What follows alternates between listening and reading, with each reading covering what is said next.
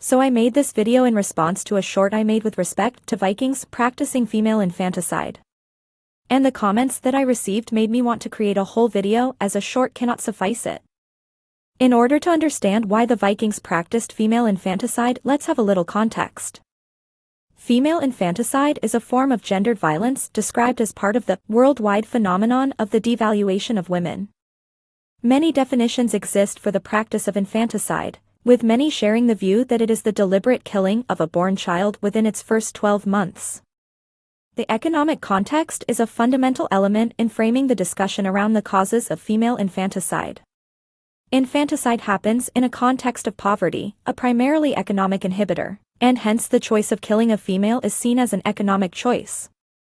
This primary assumption of economic burden associated with women is further exacerbated by the perceived net value, both economic and cultural, of boys surpassing that of daughters, and hence, in a climate of poverty or famine, girls were the main, if not exclusive, victims of infanticide. Additionally, marriage practices and the role of dowry also sheds light on the perceived economic worth of girls in scenarios such as those mentioned. A dowry is a monetary or valuable asset-based transaction from the family of the bride to that of the groom.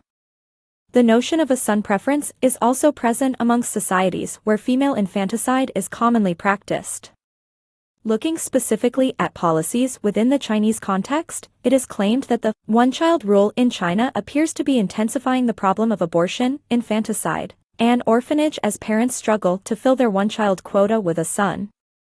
In 2016, India witnessed one of the highest female infanticide incidents in the world. The female child population in the age group of 0 to 6 years declined from 78.83 million in 2001 to 75.84 million in 2011.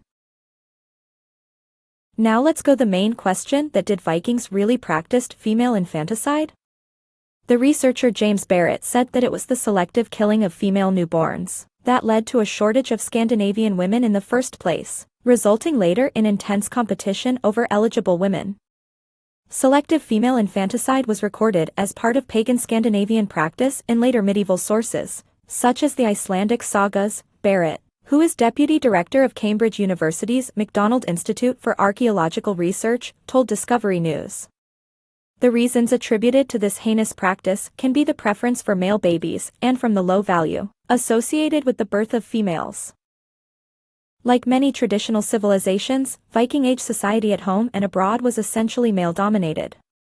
Men did the hunting, fighting, trading and farming, while women's lives centered around cooking, caring for the home and raising children.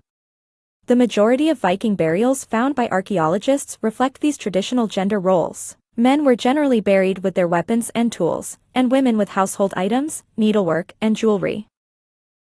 Sadly, this practice has been around for quite some time and is even practiced today in the world.